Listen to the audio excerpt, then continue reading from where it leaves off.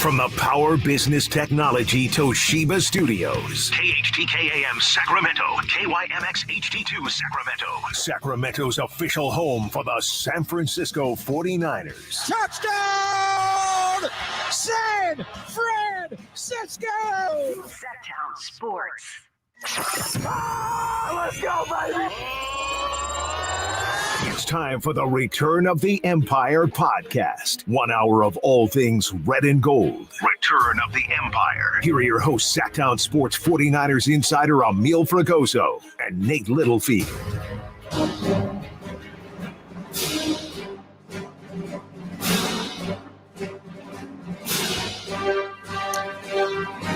Yes, sir. Emil Fragoso, Kyle Ledbetter. No Nate Littlefield today. This is not a happy last live show of Return of the Empire, unfortunately. Why? Did something happen? Kyle, you know what happens. Yeah, we're going to start this early. It's again, Return of the Empire, Emil Fragoso. Usually Nate Littlefield would be here. Nate Littlefield is having a well-deserved off day. Congrats to Nate on that. Kyle, we're holding it down today. And Kyle actually has some good perspective here because he is, I hate to say it, a Chiefs fan. I don't like that. A what? A Chiefs fan?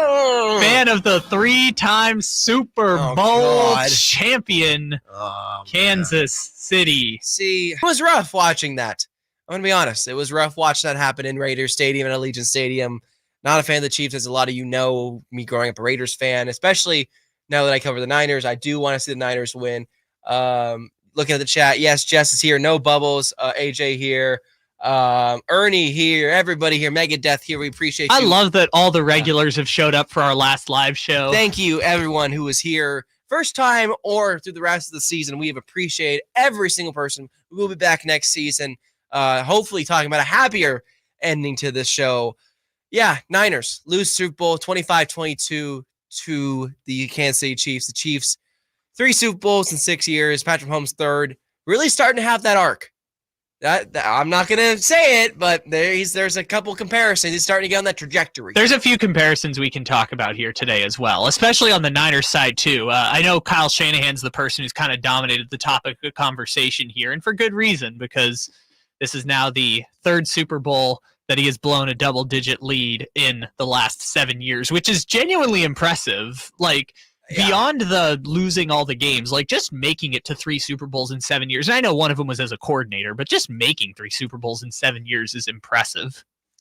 Yeah, no, it's Kyle himself, Shanahan, I should say, is very impressive, his resume, what he has done. And I kind of saw a common comparison of, is he just 04 Andy Reid? Because Andy Reid struggled to get over the hump too initially. And did you see that from my Twitter, perhaps, that I was making that joke? Was it from your Twitter, or was I think 33 Team FB is what I saw it from on Twitter? So this went a little bit viral on my Instagram if you guys want to check it out. But basically, yeah, him and 05 Andy Reid are very similar. Both of them made 4 NFC Championship games in 6 seasons. They both get made fun of for poor clock management. Both of them lost their first NFC Championship game against the Rams. Fun little note. And both teams lost the Super Bowl by 3 points, giving the team regarded to as a dynasty their 3rd championship. When Andy Reid's Eagles lost to the Patriots, Tom Brady and Bill Belichick's 3rd championship. This year, Patrick Mahomes and Andy Reid's 3rd championship. Yep, and that's where we're sitting at now, unfortunately, for Niner fans. And this is not a happy end of the show because I was there. I'm going to be honest with you guys. Even as an unbiased journalist, as someone who covers the team day in, day out, did not grow up being a fan, it sucked. It stunk that they lost this game to the Chiefs because not only were they playing as the better team for the majority of it, they had it. They were so close. 4th quarter, they had it. Overtime, they got the ball first. All they had to do was go down and score a touchdown. But yet again, it's the question of, can Kyle Shanahan win the big one? And when I mean the big one, I mean the big game. When I mean the big game, I mean the Super Bowl ring. Okay, so I want to do some actual game analysis of this with you because you were there and because you have that perspective. But just 15 seconds, we're going to say Jake Moody, and then we're not going to touch it again, okay? Okay. For 15 seconds. The fact that all season the question was, can he make the 50-plus yard field goals? I know. And then he makes 2 in the Super Bowl, 2 of the 4 longest kicks in the history of the game, but hits every extra point in the regular season. And then only in the Super Bowl does the extra point get blocked. Not once, but twice on the same field goal. 2 different people blocked that kick. Yep. And you were at the game, obviously, but Romo made a great analysis that was basically I think it was Jay Feely also, who they have like the kicking expert. But he's basically like, that one's on Moody. Moody kicked it low. Moody, left it out there for the people to get. It wasn't a high snap or anything like that. That they were pretty clear about that one. And it's just ironic. He made every kick all the way through the season except the last one. I don't love giving the blame to Jake Moody on that block though, because it's the O-line's job to block it, to not let them get their hands up. Yes, but the argument was just that it was a low kick. Anyways, we said 15 seconds on Moody. We're good. Let's move on. Jake Moody did his job. You know what? Who didn't do their job? Kyle Shanahan's offense. Because every single time, especially early on in the game, the Niners defense was full throttle, all brakes, no gas, start this game. They were on fire, forcing the Chiefs, punt, fumble, punt. That's the first poor possession for the Chiefs in the 2 quarters. Punt, fumble, punt. Kansas City's offense had been based on precision all season long. And the thing that I said when we did the pre-game show 2 weeks ago is the Niners are going to dominate time of possession in this game. That is just a fact that is going to happen. Kansas City got the big play in the first half with Mecole Hardman. Which shouldn't have happened anyway because it was a bad ball. Yeah, and Gibson turned his head the wrong way. Completely missed it. And they got 0 points out of it. Yeah. Like the one thing that is a problem is they controlled time of possession. They dominated time of possession. They gave up the one big play, just like in the Super Bowl 4 years ago, and Kansas City got no points out of it. Couldn't have asked for a better stop at the beginning of the game. Kansas City was frustrated. Kelsey was pushing his coach. Oh, yeah. They had him on the ropes, and you were spot on with the defense. Had him. The defense was on fire. The problem is that the offense came out and we're good the first drive, going 5 plays, 48 yards. But then Christian McCaffrey has his 4th fumble of the season in the Super Bowl. I mean, man, missed opportunity. I love people keep bringing up, please stop showing the mic'd up videos on Inside the NFL or whatever, because you have George Kittle quitting on the play, making jokes at George Karlaftis about both of them being George, and then Karlaftis is the one who sees the fumble and jumps on it. This is going to be a recurring theme with this show, and I'm going to talk about this. Are the Niners just cursed? Because this feels like they're a cursed franchise. It feels like they cannot get over the hump, and until I otherwise see it, they feel like they're cursed. I mean, how many times can this happen? Let's put a pin in that until we get to the 4th quarter, because I think that there's an interesting conversation to have at the end of the game about them being cursed. Yes. But in the first half, you're spot on about offense is executing the way they wanted to. The trick play goes for a touchdown because Kansas City, after the fumble they had, Kansas City's defense kind of stepped up. Yeah. They absolutely stepped up there. And so what's so interesting is that Kansas City, when Kansas City gets the ball right before the half and they get the field goal that makes it 10-3, they're coming out of the half with the ball, and you're thinking the strategy of like, oh, okay, Kansas City did the thing that Shanahan was trying so hard to do in the Packers. Here comes the lap. Yeah, exactly. You get double possession. You can make up all the points. I know you're down 10-0 and the trick plays are working, but you can get it back. And what Kansas City does to start the second half is interception by Patrick Mahomes, his first of the entire playoffs. Yep. Strangely doesn't turn into any points. Okay, the Niners punt after the interception, which, Mistake. We'll get to the offense in a sec. And then on the next drive, Kansas City gets the ball inside their own 10, burn a timeout on 3rd down and 1 with 12 minutes to go in the 3rd quarter, and then they don't pick up the 3rd down. They have to burn a timeout to not convert a 3rd and 1. Yeah. Like, it's going perfect to start the second half for San Francisco's defense. It is. Even despite the fact that Dre Greenlaw snaps his Achilles while running back onto the field in the first half. Yeah, and we'll get to the injuries in the second segment here. But like you said, missed opportunities, not making advantage. I mean, there was a stat, and I believe I have this one right. After the first quarter, can you guess what the yards for each team was after the first quarter? I think Kansas City's was somewhere at like 17 or something like that, but I don't remember what the Niners had. The 49ers had 125 total yards at the first quarter. The Chiefs had 16. Yeah. 16, and the score was 0-0. Yeah. Right there, I got worried because the Niners, this has been a whole thing with the Niners. You have to take advantage of the drives you have, especially with this Chiefs team. And I said this in the pre-show before we even went down to Vegas. If you allow Mahomes and the Chiefs to stay in this game for too long, they will find a way and they will burn you. And guess what? They found a way and they burned you. And that's the reality, is that the Niners were right there.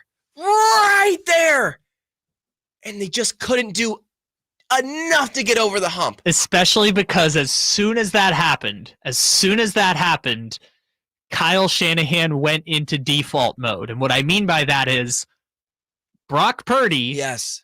who, again, people have had the Brock Purdy, Jimmy Garoppolo conversation for a while. Like, we don't know how good Brock Purdy is or isn't, I think, at this point, and that's fair. He's in his second year, has had all this talent around him.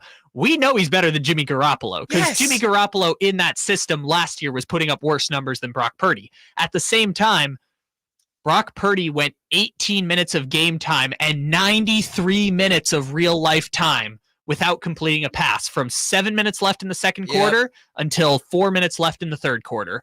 18 minutes without completing a pass. Shanahan could not resist when he got that lead, keeping it away from the quarterback, just letting his system hold on to the lead. And the system wasn't working because even me and Jay Johnson, who was there at the game, we were watching him, they kept running Debo as a disguise on the motion. And every single time they did that, you knew what was coming. Inside left, so McCaffrey. Inside left, so McCaffrey. They were stacking 8 in the box for the same reason. Inside left, so McCaffrey. I mean, I'm pretty sure it was either Jarius Sneed or it was Trent McDuffie that said after the game, we wanted Purdy to throw the ball. And they did that. In fairness, it wasn't like, oh, we're sitting on the ball to dominate clock. No, he threw like 5 consecutive incomplete passes to start the second half. And the only completion they had at the end of the first half was Juwan Jennings' trick play to Christian McCaffrey. And I'm not even blaming Brock Purdy for this game because I think Brock Purdy played pretty well in the face of danger. I mean, he was pressured on 50% of his dropbacks. No, that's a Shanahan thing. Going 18 consecutive minutes without completing a pass is a decision strategically made by your team. And it's a conversation we will have in the third segment with Steve Wilkes of who's actually the scapegoat, who's actually at fault here, because I think there's a lot of blame to go every single way. But it's the idea of you win the way that you got there, which is hilarious now because, the Falcons one, they kind of fell apart, execution was poor, all that stuff. But each of the last 2 Super Bowls, it's been the same game of once we get a 10-point lead, nobody's better in the league than Shanahan at sitting on a 10-point lead, except when you're playing that quarterback. Especially you're playing the best quarterback alive when you know he can come back from down 10 in a heartbeat. He's done it every time. There was that stat that quarterbacks that are down 7 points or more in the fourth quarter all time in the playoffs have a 40% success rate. Yeah. Brady had a 45% success rate. Drew Brees had a 50% success rate. Patrick Mahomes is 7 for 7 in getting the 7 points back. Yeah. 7 for 7.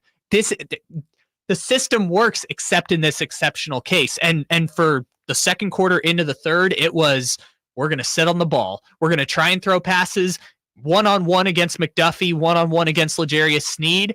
And it's not going to work, No, it didn't work. And I give them credit. Like, if they win that game at the end, Juwan Jennings probably wins Super Bowl MVP. Yes. And I think that's a testament to Shanahan and the game plan that they had coming in. It's like, okay, McDuffie's going to be one-on-one with Debo.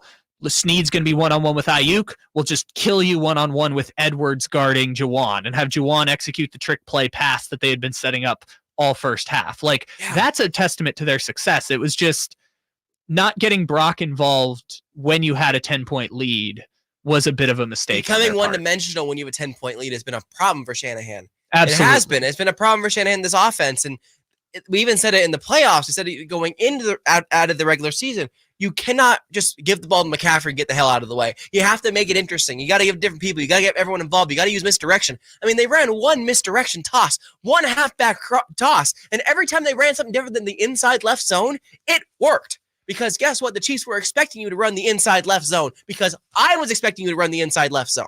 And if I'm expecting it, guess what? Steve Spagnuolo is also expecting it. Which Steve Spagnuolo deserves a lot of credit, especially on the third downs for forcing some of those incompletions on Purdy, the same way that they forced incompletions on Josh Allen. Like their blitz packages affected the timing of a lot of these throws, which when we get to the end of the game, we can talk about the 3rd and 4 with McDuffie blitzing on the edge, or the third down at the goal line where Jennings had him beat, and then, some offensive linemen have been calling each other out for missing blocks that allowed Chris Jones a free rush. Not only Jennings was free there, but also Ayuk, who just beat Sneed clean off the line for the slant. I mean, he was opener than open. Yep. Like 7-11 open back there in the end zone. Uh-huh. And if Purdy has time to set his feet and throw that pass without the greatest clutch defensive lineman of recent NFL playoff history running at him, then Jennings is the one catching that touchdown, and an even better case for him to win Super Bowl MVP. Now, here's the problem. The one play I will discredit Brock for, and we have to go to break here in a second, was the 3rd and 4 with almost 2 minutes left. You have Ayuk in the slant, and he's open. Yeah. Go to Ayuk. I don't know why he didn't go to Ayuk. I don't know if he saw him or not, but again, McDuffie came off the blitz and forced Brock's hand, and Brock made the wrong read there. Brock made a mistake. He's 24 years old. He'll improve. He's fine. But that was the difference maybe in that game, because if they get that first down, tick, tick, tick, tick, tick, tick, tick, the clock keeps going. It's a first down. The Chiefs probably don't come back, but everything kept lining up for them, and that's how that went. And we have to go to break here in a second. Return of the Empire, Mil Fergoso, Kyle Ledbetter doing co-hosting and producing duties today. Nate is on a well-deserved day off. We'll be back giving updates on from the game as well as injuries. Thank you for listening. Sacktown Sports. All right, we are good to go on YouTube. And when we come back, is Kyle Shanahan a choker for deciding to take the ball to start overtime? Should it really be his fault? I'm sorry. I mean, that one is kind of his fault. I'm Look, just gonna spoiler alert for people in the chat. I know AJ's there. I know Megadeth's there. Manny, I see you over there. I haven't been able to read the comments, but I'm reading them. I know you guys are there. From AJ, Niners couldn't take advantage of the recovered fumble and the pick. They muffed punt was the catalyst of the Casey comeback, and the O-line was shaky all night. Kyle also abandoned the run as he does. Yep, all that's true, AJ. That's all that's true. That's the other thing we didn't talk about. Is that the punt that hits the ankle of special teamer for the Niners, who I don't remember. Darrell Luter, the rookie corner. Yeah, like punt that hits that does kind of change the game a little bit, but. Credit to them. It didn't really matter at the end of the game anyways. They took the ball right back and went 6-minute, 12-play drive right down the field. But it ignited the Chiefs. Yeah, and it got, what is his name? Stonehands, Marquez Equanimous Valdez-Scantling St. Brown Jr. got a touchdown. MVS, man. Jeez. Yeah, the generic Rodgers receiver that's now 2-time Super Bowl champion, Marquez Valdez-Scantling. As soon as it hit Darrell Luter and it went Packers ball, I was thinking, again, you just threw out Packers. Yeah. Anyway, it went Chiefs ball. Hey, we're going to score. I knew immediately things were about to change. First play, too. And you could feel it because, again, the defense wasn't ready. The Niners was not ready. He was so wide open, but MVS was so wide open. Which do you think is funnier, 2-time Super Bowl champion Marquez Valdez-Scantling or 2-time Super Bowl champion Blaine Gabbert? Because both of those are now real things. I don't want to think about either of those things. Why you do? See, chat, this is why Kyle is... I'm being tame at least today. I know you're being tame. Is here. The jersey is, you can see it, people. The Mahomes jersey is underneath. I'm just not putting it on full display. Manny says, Emil, you called it about the Chiefs winning. Why do you think that, if I may ask? Is it because Mahomes has been there before or what? Yeah, Manny, this is the thing with Patrick Mahomes, and Kyle will even test this. This is new wave GOAT. This is the new wave GOAT. It's not even new wave GOAT. We have irrefutable proof. This is the best quarterback to ever pick up a football. I need to see more. I need to see more. He's got a lot more career left to play. Yeah, but you're asking him to accomplish 16 years of winning in 6 seasons for the GOAT, and that's just not going to happen. Again, obviously. Can I see the whole? Can we lay all of our cards down before I say who has the best hand? Okay. Yeah, I understand that. Brady's still GOAT to me because of what he's done over the longevity and all that stuff, and we'll see if Mahomes can play that long. Mahomes is the Steph Curry of this generation. We got 15 seconds, so I got to go over here and play our fun music to come back with. But thank you, chat. Get 0 down deals on approval of credit, huge discounts, and top dollar for all trades. Shop your truck headquarters at FolsomLakeFord.com.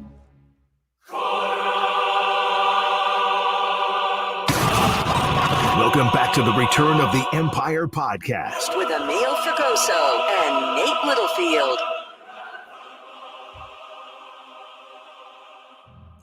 March continues. The march for the Empire continues. The quest for Super Bowl 6, sadly, extended 29 years because the Niners did not win Super Bowl 58. They lost to the Chiefs instead for a second time in a row. Yay, the Jedis blew up the Death Star. Oh my God. Having the Chiefs for the Jedis is actually kind of wild to even think about. I Yeah. don't think I agree, but maybe it does for the show. We agree. They were definitely the first time, but yeah, you want to call yourself the Empire? Watch what this is how this works. Yeah. Yeah, this is the end of Last Jedi, basically. This is the end of Episode 3, the second time blowing up the Niner Death Star. The Niners came back stronger than ever, and Kansas City blew up the Death Star a second time. Yeah, you're right. Mil Fergoso, Kyle Ledbetter, Nate Littlefield's off for the day. Still recovering from this loss. I kind of am too. I'm sad. I'm going to be honest. I'm sad about this still. This still hurt. It hurt to be a part of. It hurt to watch. really thought for a second there they're going to do it. Sounds like losers. See, this is what happens when you have the Mahomes fandom in here. I don't like Mahomes. Well, I respect Mahomes. I don't like the Chiefs. This one is funny for even me because my entire fan philosophy going into this playoffs was just don't let it be Josh Allen that beats us. If they had lost to Baltimore, fine. They weren't better than Baltimore in the regular season. Fine. Yeah. If they lost this game, fine. The people I care about around here would be happy. Yeah. Some of my best friends would be happy. Fine. I've already won 2. I didn't think I'd ever get 1. Just this year's the best because it was the worst of the Kansas City teams. Everyone in the bandwagon left the Chargers to be a fan of a team in the same division. Okay, whatever. Well, a fan of not the team itself, the fan of their beautiful quarterback who, Mr. Kermit. yeah, over time has evolved greater. How great is it for me? I predicted back in 2019 that this would happen. How cool is that? You sound like Nick Wright right now. Ugh. Me and Nick Wright, think how funny that is. Me and Nick Wright picked the lane of we saw that this quarterback was going to be great. And now he's great, just like we all saw. It's just we had the audacity to say Patrick Mahomes, pretty great at football. We were the ones with the I've been saying this is the best quarterback to pick up a football, and he's got the greatest offensive head coach in NFL history. That makes your problems a whole lot easier. Man, that's a statement to say, but man, it's between him and Bill Walsh, right? I guess so. And Andy Reid's been doing it a whole lot longer than Bill Walsh was doing it in San Francisco.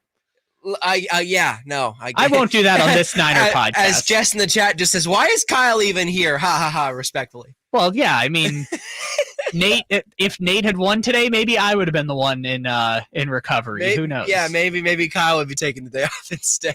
Anyways, let's get back to the fourth quarter of this game real quick because we were talking about McDuffie and we were talking about the pass that Purdy went with the wrong read, great blitz dialed up, all that stuff. They give the ball back to Kansas City instead of being able to sit on the ball until at the very least 30 seconds left, Kansas City with no timeouts, right? Yeah. So then we get to overtime. Yeah. And do we want to talk about coin toss rules or not? Because I think we think it's an important conversation because Kyle Huschek didn't know the overtime rules.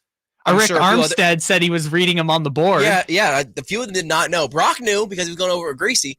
But the rest of them, I don't think they knew it, and they didn't really seem to be very confident after the game. Yep, that seems to be the case. Which is just, man, crazy. Yeah, so my philosophy on this was this point, and I understood people who were saying take the ball second because of college overtime rules. You want to know what you did. It worked out great for Kansas City because they could go for it on that fourth down where they pulled out. Yep. From as far as I've seen this year, the first time they ran a read option all season long, which is pretty funny. They pulled it out in that moment. You just knew it was going to be in Patrick Mahomes' hands, though. On the third down, the fourth down, you just knew it was going to be in his hands. But not just with in Patrick Mahomes' hands, with Kelsey blocking for him out in front also, which, you put it in the hands of your two best players. Anyways, I bring this up to say, there was literally, like people talk about the data and the sample size to pick from and stuff like that. There is literally no data for what to do in this situation. Okay. It's the first time it's ever happened. I get what you're saying. I get it. So in that sense, you can defend the decision to keep the ball or not go or give it away. Bill Barnwell brought up the point that analytically he didn't think it was that much of a difference. But here's the thing. No one has any data to go off of. It's the first time this overtime rule has ever been used. There is literally no data to base it off of. Correct. And a lot of what analytics is based on is years and years and thousands of data points that have been collected. Yeah. So I understood in that sense Shanahan taking the ball first, but also if you follow the overtime college rules, everyone wants to take the ball second because you want to know what you want to know what the other person did. It's kind of like blackjack that way. You want to be the dealer, and being the second person up as the dealer. You're the blackjack dealer. You know what hands going to be called. You got the next step. You know what's going to come afterwards. Kyle just had explained is that we wanted to be third. We wanted the ball third, which I didn't really love the explanation of, why would you want it third? You kind of want it second. It doesn't make sense because his initial explanation post-game, and he kind of modified it by Monday, but his initial explanation was, we wanted the ball third, or we wanted the ball when the game became sudden death third. But that's not true. The game becomes sudden death on the second possession. Correct. You can match the score of the other person to extend the game, but it is sudden death. You can lose the game right there. My theory was that if you get the ball first, you're not in 4-down territory. You're in 3-down territory. If you get the ball second, and especially if the first team scored, you're in 4-down territory regardless. Yeah. You're in do or die mode, which I think is better for a team trying to win a game to be in do or die mode than prevent mode, which again comes back to Shanahan being a little too passive in situations he's been more aggressive in. And what changes the game theory a little bit is Kansas City was essentially playing that final drive with 4 downs on every possession, Including a 4th and 1 where Patrick Mahomes took the read option and got 8 yards out of it. Exactly. And by the way, something that's kind of funny, if you look at the 2 drives in overtime, I believe both were 12 plays. Both started at the 25-yard line. So if the Niners had scored on that last Jennings play, it would have been 75 yards. Mm-hmm. And both of them were basically 7.5 minutes because Mm-hmm. the winning touchdown came with 3 seconds left in the game. Yep. Both teams essentially had the exact same drive in overtime, ate up the same amount of clock time, etc. The only difference is on 3rd and 8, Chris Jones went unblocked up the middle and disrupted the Brock Purdy pass. And on 1st down and goal, I'm sorry, on the play right before that they went to Kelsey that set up 1st and goal, San Francisco wasn't able to force them into a 4th down situation. And then once they got 1st and goal at the 3, I mean, it was game over. Which, again, Travis Kelce was hit a good 4 yards behind the line to gain and somehow muscled his way through all that and got the 1st down. I still know how he did it because he caught the ball 4 yards behind the line to gain and got through like 3 defenders to do it. I couldn't believe it. So that's kind of the difference in the game. They essentially, both teams ran the same drive in overtime, which I give Kansas City so much. As someone who's been following this team, I think it's interesting, and I don't have time to detail the whole point. This is more for a full podcast that I did. But Kansas City essentially in 2 years went from an explosive, high-powered offense to a precision-based offense and then out San Francisco'd San Francisco at the end of the game, which I think is incredibly impressive in and of its own right. To be able to win Super Bowls and pivot like that to completely reinvent yourself is amazing. But when they traded Tyreek Hill, everyone was up in arms, including myself. You're trading the best receiver in the NFL. What are you doing? You don't trade guys like this. Kelsey's the older tight end. You got to have a receiver in Mahomes. And for a second there, especially this season, it seemed like we were right. But then again, it comes down to who the hell is your quarterback? And if it's Patrick Mahomes, you can figure it out. And I don't want to, that's the thing that I brought up the whole time, which is, yes, they're going to have problems, but your problems get infinitely easier when you have the best quarterback to ever pick up a football and the best offensive head coach in the history of the sport. That makes all your problems a little bit easier. But the thing that's interesting about the Tyreek Hill trade itself is they essentially only got back one piece in the trade because they traded some picks. They used the 2nd-round pick on Sky Moore, which is like, that was a mistake. Yeah, he didn't play because he was hurt, but he's still he hasn't given them as much as they'd like. The only piece that turned into something was the 1st-round pick, pick 21, that became Trent McDuffie. Trent McDuffie. And Trent McDuffie had Ayuk in lockstep all night, which is absolutely incredible. Yeah. And they also got Leo Chenal out of that, which honestly, he's like their 4th middle linebacker. But if you look at the Pro Football Focus grades, I think he had the highest Pro Football Focus grade on the Kansas City defense. Again, Brett Veach, the general manager, did a hell of a job with that trade. Did a hell of a job drafting. All props to them. It's just the Niners had this. The Niners had this game. They should have won this game, and they didn't. And that's what the hard part is to think about right now. The Drake Greenlaw injury was absolutely brutal. Yep. Changed a lot of the things that were going on for that game. Yeah, I saw that mic'd up, and Fred Warner was genuinely shaken by that injury. All were shaken by it, dude. We didn't know what. As soon as I saw the replay on social media, because I'm far away from the stadium, I didn't see him go down initially. I just saw him on the ground. I said, "Oh, that's the Achilles." Damn. That I was like, "Damn, man," because again, he went into Week 18 of the regular season with Achilles tendonitis, went into the Green Bay game with Achilles tendonitis. We thought, okay, it's just a whatever injury, a nick, a scratch. Again, people get banged up all the time, right? All the time, football. It's just whatever. Turned out it was a real injury because Drake Greenlaw tore his Achilles, or ruptured his Achilles, I should say. I didn't want to say in the moment, like I'm watching, I'm like, I don't want to say he tore his Achilles, but that was kind of pretty clear. I saw the pop. What happened? I saw the people because they first said it was an ankle injury, and I was like, no, that's an Achilles. I can just kind of tell. You can kind of tell when Achilles injuries is, especially when it's non-contact like that. Yeah, I totally get that. And our friend Simone, basically, we were watching the game together, and she pointed out the fact that, like, oh, they're bringing the card out. That's probably going to be the end for him. And I was like, oh, that's a pretty good point. Yeah, if they're bringing the card out that quickly, they kind of know what the deal is there. The only person who didn't really have much of a reaction was Shanahan. Shanahan was like, the mic'd up that they showed was like, Did Dre just get hurt running onto the field? Yeah. Was basically his reaction to it. It wasn't like, oh my gosh, I'm devastated by this, which you kind of have to be. It was like, did that really just happen? Did that really just happen to my team right now? Did that, like, he got hurt not playing football? Yeah. And it goes back to what I said earlier.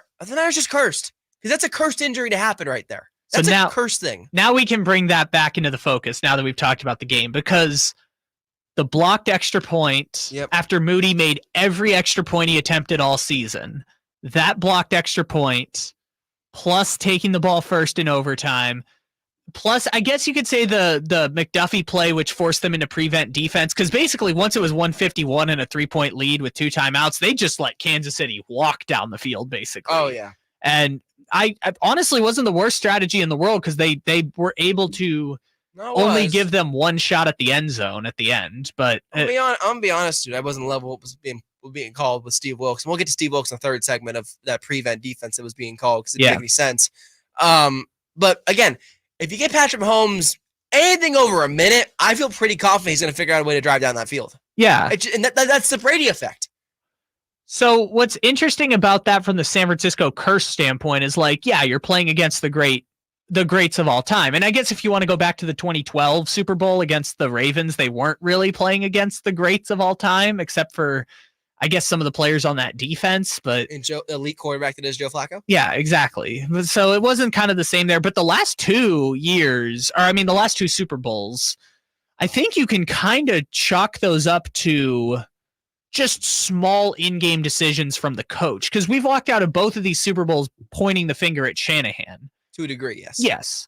And I think those are things that as Shanahan will go on throughout his career, he will learn from and adapt from. I mean, we saw it with Andy Reid. We saw it with Mike Tomlin as he got into the Le'Veon Bell, Antonio Brown, Ben Roethlisberger, Killer Bees years. Like, he got so much better at managing the clock on offense, where, like, offense was kind of holding the team back in some of those years that they got to the Super Bowl. So, like, I think with time there will be a learning curve in that. And I think that also doesn't help the 49ers very much in the short term. Just doesn't help them. My philosophy on the Niners being cursed in the playoffs, not even the Super Bowl, in the playoffs. Mm-hmm. Look at what happened last year at his championship game. Brock Purdy tears his UCL in the first series of the game. That's a curse thing, dude.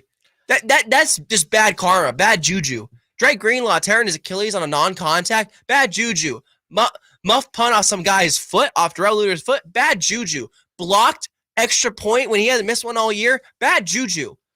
Yeah, I understand. There's a black cat running around this franchise, like Stephen A. says. You know, as someone who doesn't really, point to the juju or bad karma aspects of sports in that way, my initial instinct is to say these are the little moments in every football game that decide, when games are so tightly contested, it is those weird flip plays that make a difference. I know Saints fans will complain that they're cursed because of the non-call pass interference at the end. Or 2 years ago, Jaquiski Tartt dropping the interception that would have taken them to the Super Bowl. Yep.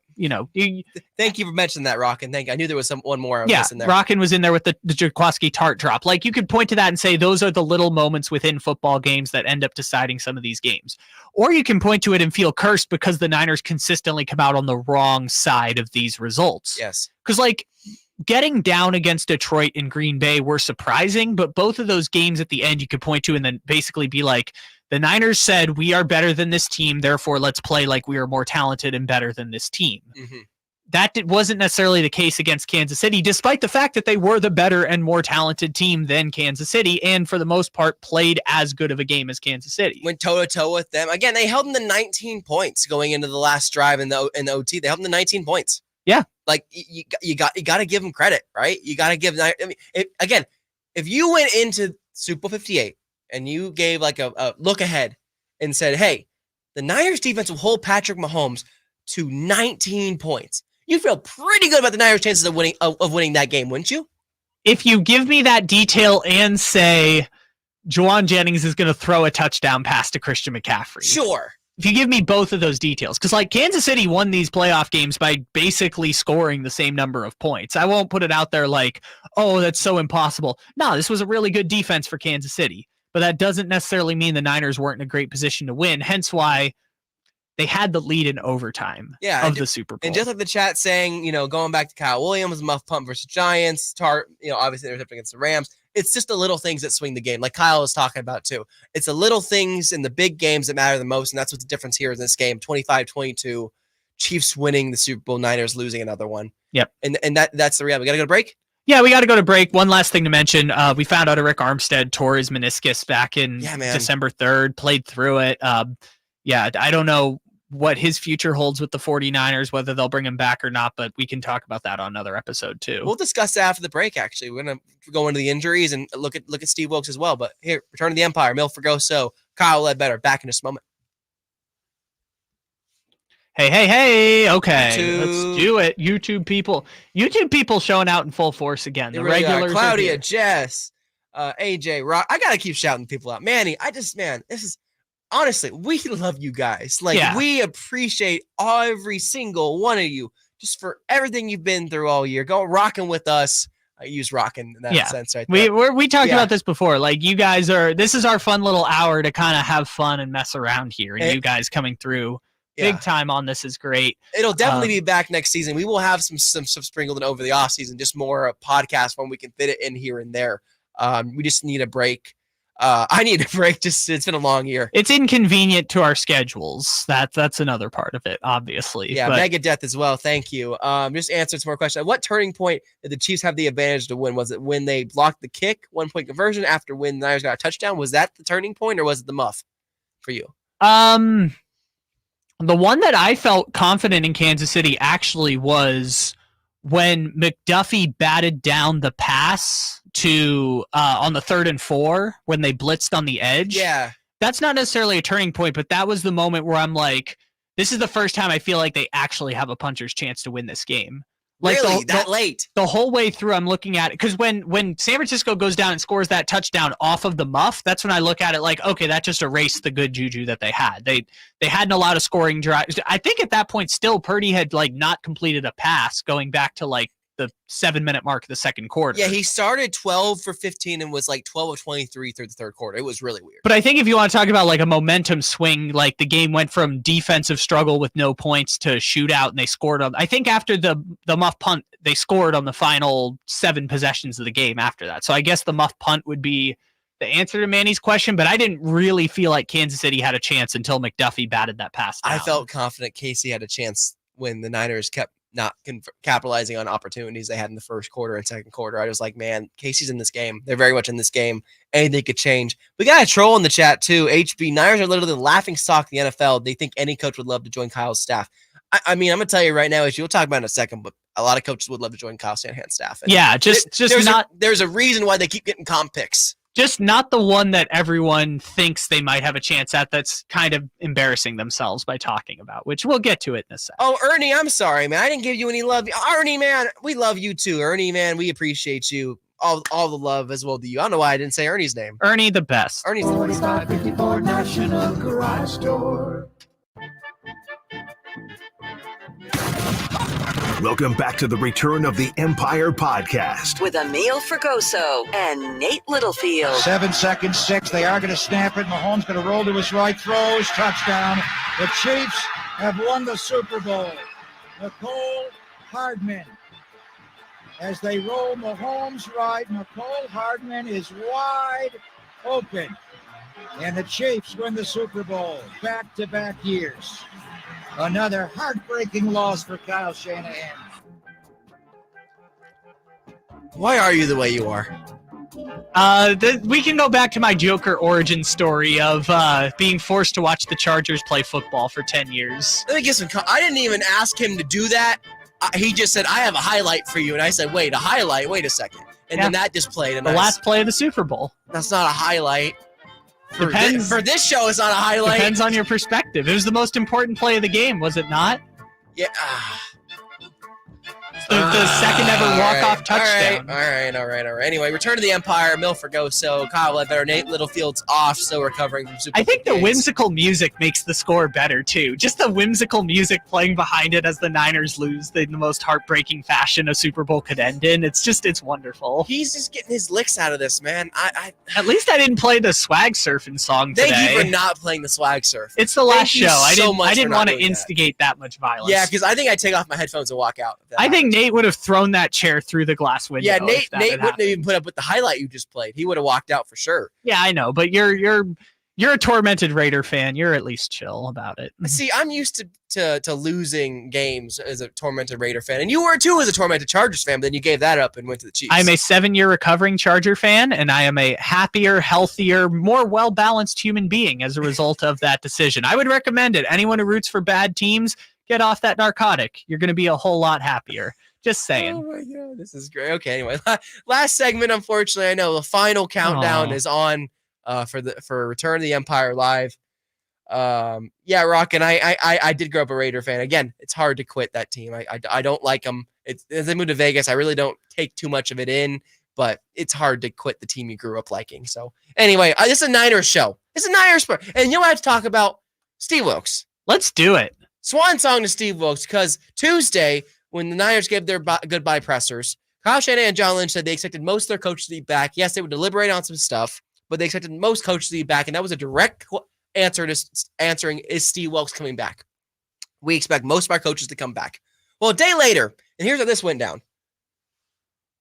I am at the True Sports Cards and Collectibles store in Rockland, California. Shout out them, by the way. Nice plug. I know, right? I'm there saying hi to the client, just talking to some people, talking about the game, my experience at Super Bowl 58, and then I see a tweet. Kyle Shanahan's calling emergency press conference call in 5 minutes, and then I look at the schedule. Oh, there's an emergency conference call in 5 minutes. They give us a 5 minutes heads up, and as soon as I saw that, I said, "Oh no, something's about to go down." And sure enough, it was Steve Wilkes has been relieved of his duties. Kyle Shanahan announced that Wednesday midday. Steve Wilkes, after one season, is no longer the defensive coordinator of the 49ers. And let me be honest, it was shocking. Early in the day, I had said I'd be surprised if he was let go because of what Kyle said the day previous and because it was year one going into year two. But after doing some reflecting, thinking about it, it made a whole lot of sense. It really did. There were signs throughout the season that Steve Wilkes' tenure with the Niners would be short. Steve Wilkes is using this job as a springboard. And as Tim Kawakami of The Athletic said with his Niners coordinator position especially, this job, there are so many expectations layered into it. But one where if you succeed, you're supposed to, and you can probably get a higher position at the next convenient moment. But if you fail, it's all on you. And unfortunately, Steve Wilkes found out about the latter, and it was all on him. And some people are calling him the scapegoat. So Kyle, let me ask you, is Steve Wilkes a scapegoat? He doesn't need to be a scapegoat because the only reason a coach would scapegoat in that sense is to protect their own head, in the same way that Sean McDermott kind of scapegoated Ken Dorsey on the way out the door, despite the fact that Buffalo had a top 5 defense that year or this last year. So I don't think Kyle Shanahan's in a position where he needs a scapegoat. Like, they could have brought back Steve Wilkes next year, and I don't think a lot of people would have complained. I think this is more the vibes in the building more than it is anything else. And that's where I laid out too. Was I wrote a couple things this week about Steve Wilkes. I wrote them yesterday. One about who the next candidates are going to be, which we'll get to in a second. And two, the 3 signs that Steve Wilkes' tenure with the Niners was coming to a close early. And they kind of came all at once, it felt like, especially the first 2, because the first one came week 7 and the zero blitz blunder, when Steve Wilkes called a zero blitz before the half that allowed a Jordan Addison 60-something yard touchdown. And then Kyle publicly undermined his coordinator, and then Steve had to give it a public apology. There was all that thing. Then a week later, when Joe Burrow and the Bengals torched him for 400 net yards, Steve Wilkes had to come down from the booth after the bye week. And Steve didn't want to do that. Steve wanted to coach from the booth. Kyle wanted his guy to be on the ground. The players wanted their coach, the coordinator, to be on the ground. And then the kicker, or the final straw, I should say, the run defense. The Niners went from being number 1 and number 2 in the NFL in consecutive seasons at run defense to number, drum roll please, 26th in the NFL. That's pretty bad. That's downright unacceptable. And there's a reason why Steve Wilks was let go because of that. Because of, just like it says in the chat, Rockin', at week 3, you can sense the defense and Wilks had a disconnect. You could sense the disconnect early on. You could. You thought they would work past it, but they couldn't. There are a bajillion quotes that came out from this. And one that I'm going to read from week 7 when the zero blitz blunder happened. This is from Steve Wilks. This defense is a unique defense, and there's certain things that go with that particular defense. I'm learning that. There's certain things that you can't sway away from. So, again, that's why I'm not panicking. I know we have the personnel. I know we have the talent. I just got to do a better job putting them in a position.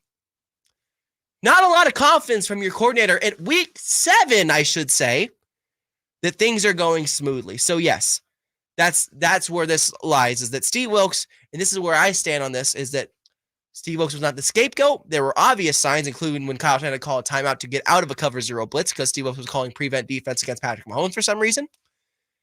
There was a sign, there was a problem, and now there was an admission that this is the wrong hire by Kyle Shanahan and John Lynch in the first place. And that's where this lies.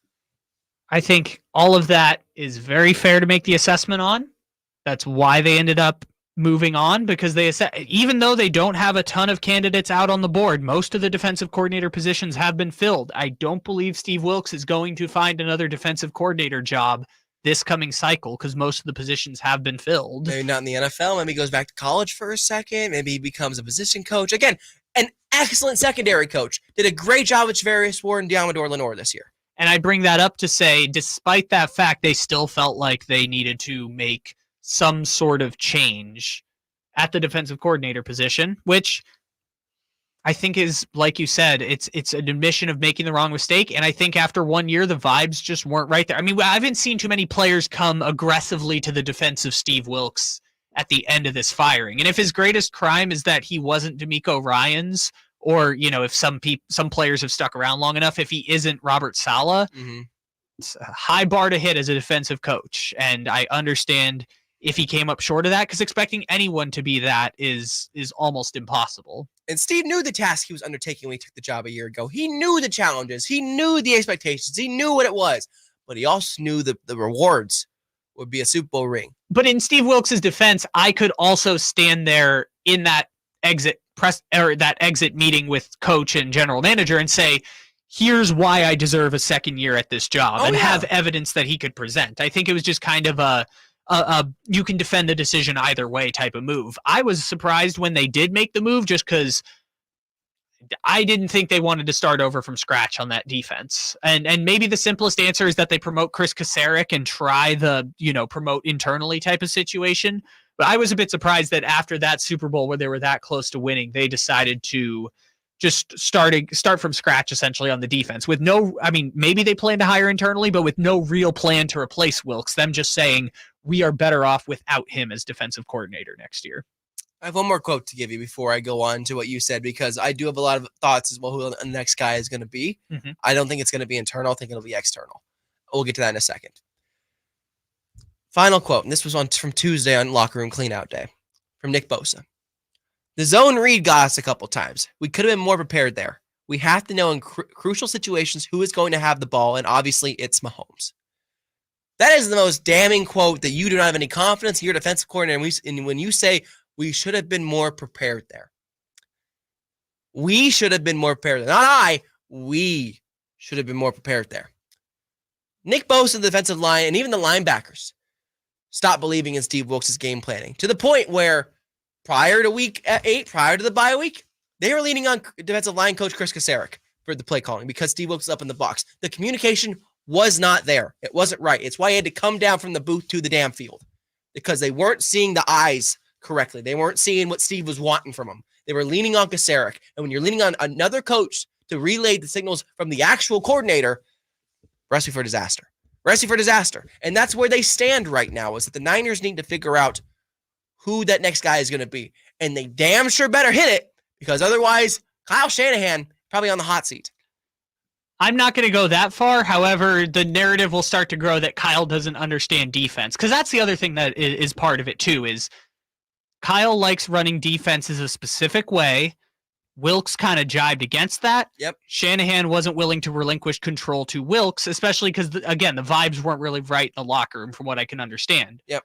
So let's talk about real quick some of these people that they can hire with our last few minutes, because some of those people you're going to have to relinquish some control. And I saw a bunch of 49ers fans on Twitter were talking about they want to go after Belichick, and I was just a bit surprised because I didn't think that they love Steve Belichick like that, you know? Stop it. You know, Steve is, you know, he's been a defensive play caller before. I was surprised that people were so involved in the Steve Belichick game. We're talking about the white whale, the big fish, the big kahuna, if you will. Okay. Bill Belichick, Mr. Super Bowl, Mr. Greatest coach of all time, Bill Belichick. You guys are this is where I understand the people who are making fun of Niner fans for dipping their toe in that delusional Cowboy fan waters, because you think that Nantucket's own Bill Belichick, who has won 6 Super Bowls, I understand, wouldn't take the Falcon head coaching job because he couldn't have enough control over that organization. You're telling me that Bill Belichick is going to uproot his life to go to Northern California to be a defensive coordinator with a coach that he already doesn't like because he was forced to make the trade of Jimmy Garoppolo to him in the first place? You're telling me that's a thing that could ever possibly happen? I am. Delusional 49er fans up in arms. That is never, ever, not in 20 years going to happen. May I speak? Yes. Okay. First of all, the Atlanta Falcons didn't want Bill Belichick, not the other way around. They were interested in Belichick. Arthur Blank wanted Bill Belichick. The general manager, Terry Fontenot, and I forget McKay's first name. Rich, yeah. Thank you, Rich McKay. They didn't want Belichick because if they knew he came in, he's cleaning house. Yes. They chose Raheem Morris because they knew it would buy them time. This is the problem sometimes when you have front office executives who are on borrowed time. Which it depends on who has the power. Because if you remember when Kansas City had a head coaching opening, Andy Reid went to interview there, but he didn't like Scott Pioli. So you know what Kansas City did? They fired Scott Pioli and gave Andy Reid the power. So it just depends on what you want to do organizationally. Again, yes. There's one organization that wouldn't even give him the power, and it's probably the Niners with Bill Belichick. They wouldn't give him any power. They would let Kyle still be the guy, and frankly, if he's Bill Belichick, you could win another Super Bowl by just being the defensive coordinator with the most talent you've ever had on defense. But you're not considering Bill's feelings in this at all. No, I understand what what you're saying. Again, it's what does Bill want to do? Does Bill want to take a year off? He can take a year off. Or does he want to win a Super Bowl ring? Because this is the team ready-made at 72 years old. If he wants to win a Super Bowl ring and just be a coach and just get back to the fundamentals, get back to the roots, this is an option. Now, do I think it's going to happen? I give it less likability than I would for the next person I'm about to say, which is Mike Vrabel. That's the interesting one. Yes. So let's talk about Mike Vrabel for a second, because he is a coach of the year. We thought he would have his pick of the litter of whichever job he wanted in this year's cycle. None of them really came after him. Diana Russini had that weird report that like people were intimidated by his presence in interviews and that's something called like loser that. mentality. Yeah. So what do we think about Vrabel? I mean, he would obviously be a slam dunk hire as a defensive coordinator, but that comes back to Shanahan's going to probably have to relinquish some level of control. Maybe just the defense. I mean, Kyle would take the offense and Vrabel, you take the defense. I don't think Kyle trusted Steve Wilkes. I think that was the problem. That was the reason why there was a disconnect. Because they didn't trust him. They didn't trust his play calling. They trust Vrabel. They'll trust Vrabel's play calling. But him and Saleh were in lockstep for years when they were together, and he was okay relinquishing that control because they shared a vision on defense. And I think D'Amico, to some extent, had that same idea, but the players just loved D'Amico so much that, he could sense the vibe there. But with Vrabel, they have no history of working together. They have no history of a prior relationship. Where's that trust going to come from? Do you trust his reputation as a defensive play caller to relinquish that control? That's where it comes from. It comes from being a former linebacker. It comes from being a leader of men. It comes from bringing success to another franchise. That's where this comes from. And if you're Kyle Shanahan, if you're John Lynch, if you're Jed York, you need the best available person for this job. And that is Mike freaking Vrabel, who is 48 years old, the energy guy on the field, who's going to bring it every single time, the passion, going to teach people from the front to the back, going to connect the secondary to the defensive line, going to bring everybody together. That is Mike freaking Vrabel. And if you have a chance to hire Mike Vrabel, You do it and you give some responsibility. Kyle, whether you like it or not, he should do it. Not you, Kyle. Kyle Yes, Shanahan. it requires a certain level of self-awareness that, time will tell if Kyle Shanahan has that. And I think that's what this firing of Wilks signals, is that Kyle is coming under some self-awareness of, we need to change something, and it has to happen right now or it's never happening. It. And I know some people are saying, like, in 1 year, Robert Saleh will have a 9-year, he can have the job for as long as he wants type of thing. And I don't think that's the answer for San Francisco. Let's see if we can hit a hire right here, which I think Chris Kasarik might not be the worst idea in the world either. Here's why Chris Kasarik will not be it. He doesn't want it. Chris Kasarik does not want the job. Okay. Same with Johnny Holland. Doesn't want the job. Unfortunately, when it comes to D-line coaches, they are really good at their specific group and only want to coach their specific group. Because of that, they don't want to make that jump to do all of it. They're okay in their role. And I'm not saying that as like a demonstrative thing or anything like that. Chris Kasarik is one of the best defensive line coaches in the NFL. He wants to keep being one of the best defensive line coaches in the NFL, whether that's here or elsewhere with D'Amico or elsewhere somewhere else in the NFL. That's what his calling is. And they talked about this. He doesn't want to do it. If there was going to be an internal hire, my money is on Daniel Bullocks. They're one of their secondary coaches. They've been there for 7 years now.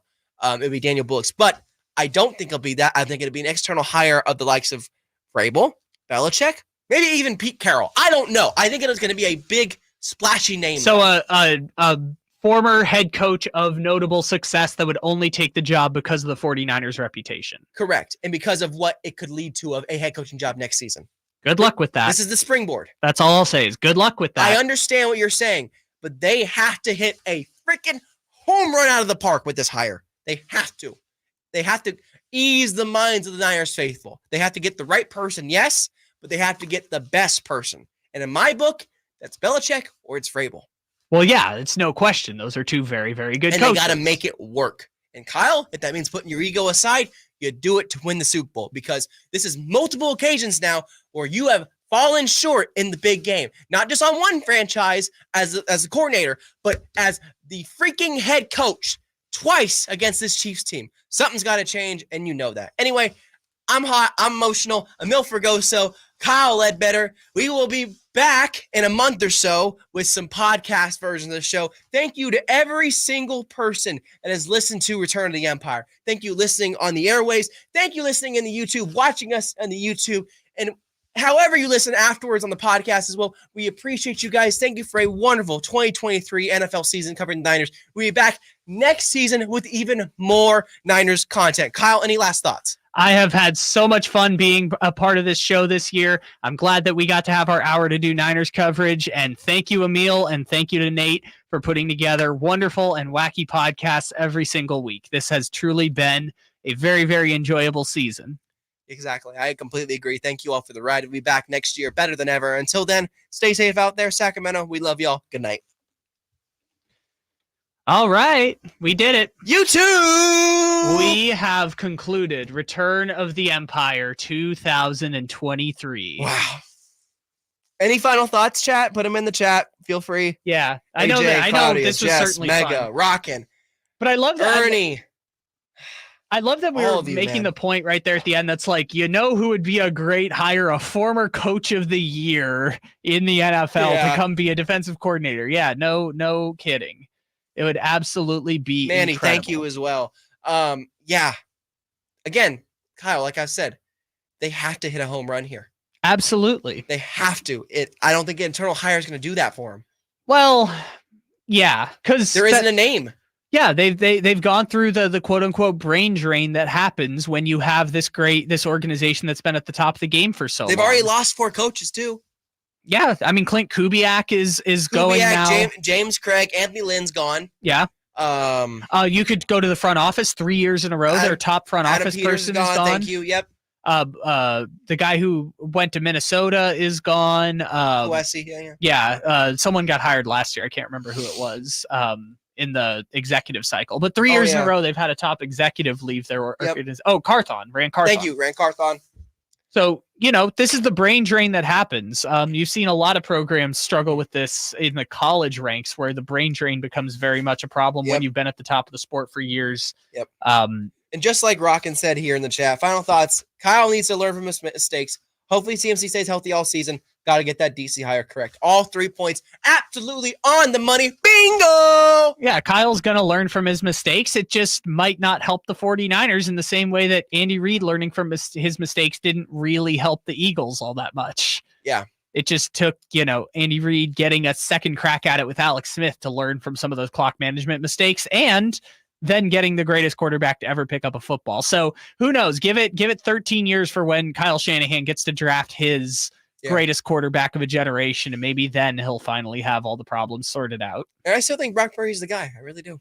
I think Brock Purdy is going to be a very, very good quarterback in the same way that, if we're doing the comparison points of the 2005 Andy Reid, in the same way that Donovan McNabb is a very, very good quarterback. Mm-hmm.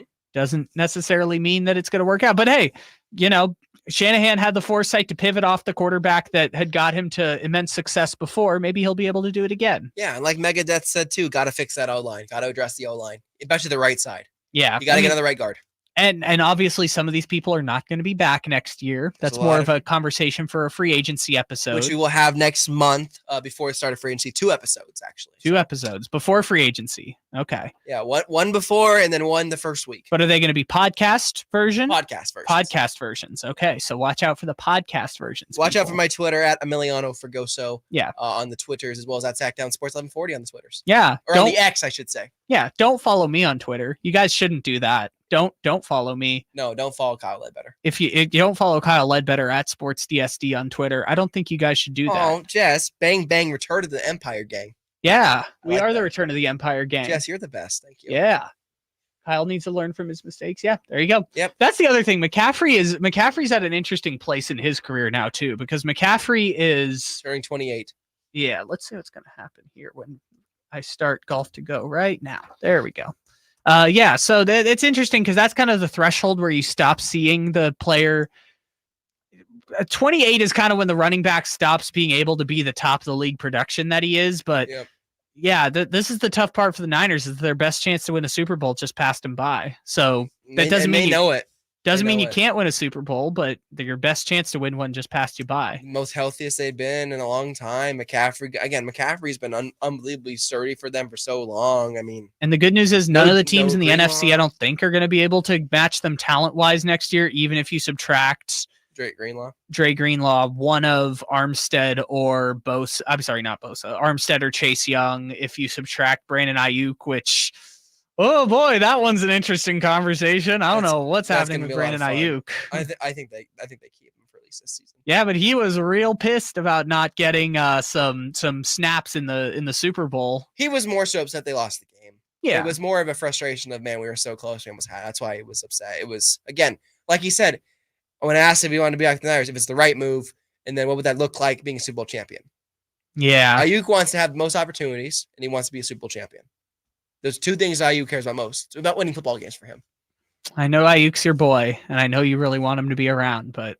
No, look, as I said earlier in the day, he's very close to Antonio Pierce and Jaden Daniels. Jaden Daniels, you're saying? I don't see a San Antonio Pierce and JD in your contact. My Siri just came alive.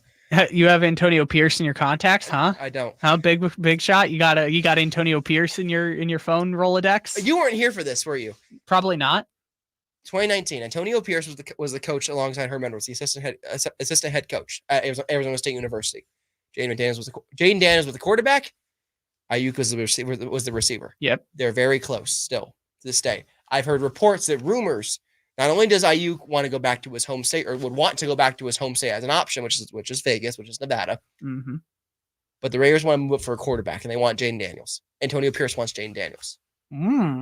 There's that in the cards. That's what I've been told. What I've heard rumors of. It makes a lot of sense. As well as you've seen Ayuk's brother and best friend tweet out Ayuk to Vegas. His girlfriend said it might be the last time around Levi's Field. Again, all leverage to get a deal. We saw what Amon-Ra St. Brown wants. Ayuk being projected to get about $23 million a year. Do I think he gets that? No. I think he gets about $20 million a year. Probably not from the Raiders, but if anyone's going to give it to him, it's probably Antonio Pierce. I just don't know how much say or influence Antonio Pierce is going to have over roster decisions. He's the freaking head coach. He has a lot to say, I think. I guess, but that doesn't always... I mean, there's the famous story of who was the old coach of the Jaguars. Oh, Jack Del Rio. They sent Jack Del Rio out to get No, don't bring up Jack Del Rio. No, the Jaguars sent Jack Del Rio out to get a sandwich when they were drafting Blake Bortles. That's a real story that happened. So it's head coaches don't always get the influence and say and power. Let me tell you right now, AP has some say. Let's hope so. AP's got some say, and Telesco, I think, is going to listen to AP. If they go Jaden Daniels and Brandon Ayuk, it'll be your Raider team, the Raider team that you watched in college. I would be back, baby. Yeah. I would have a Raider Ayuk jersey. You, yeah. Emil Fergoso, just can't quit that narcotic. If they gave you your college quarterback and your college wide receiver with a coach who used to be on the staff of the team, run me through a wall right there, man. Yeah, tell you anyway. You would be. We should wrap before I start doing that. Yeah, you'll be all back in on the Raiders. Anyways, again, Claudia, Jess, Ernie, Rockin', Mega, Manny, AJ, every single person that listens to this show. And Ernie again, because we didn't call you out earlier. And Ernie again. I'm going to keep saying Ernie's name forever. We appreciate you, Ernie. Appreciate you, Rockin'. Appreciate you just updating everyone on when this show was. Everyone who really put their time and energy to listen to the show, went out of their way to listen to this show. We appreciate you guys. And we'll be back next season with even more content for this stuff. That was one of the things that was most surprising. You guys went out of your way to create a little group chat of people who kept showing up for Return of the Empire. Yes. And look, a lot of this was our hour to kind of mess around and make jokes and be stupid. And you guys came through and kind of supported that, which is great because we were able to keep doing it all season long. Yeah. And, it'd be fun to do more of these live shows on air because, we have the platform here. Mm-hmm. But even in podcast form, like you guys are going to absolutely have so much fun in this off season. And then one more shout out as well. Shout out Bubbles. And Bubbles. Shout out Bubbles. And Bubbles. Shout out and Kayla. And Kayla, the unofficial fourth member. Shout out Cookie Kayla. Yeah, Kayla, the unofficial fourth member of the show who came through time and time again for us this year. We just wanted more. We will give you more next year, Rocket. We'll have more this offseason. The Niner offseason never sleeps. Mm-hmm. Never sleeps. So the way podcast form, check out my Twitter. My Twitter is my X, as well as my Instagram as well for the updates on that at Emiliano Fergoso for whenever those podcasts go live. I love when you say my ex as if it's like check out my ex partner who's I heard it in my head too. Go check out my ex. My ex is on fire. Yeah. Anyway, thank you guys. Time to say goodnight. Yeah, let's call it. We'll be back in a month. Yeah. Free agency. The offseason has just begun. Until then, peace all. Love you all. Good night. Super Bowl champion, Kansas City. Yikes.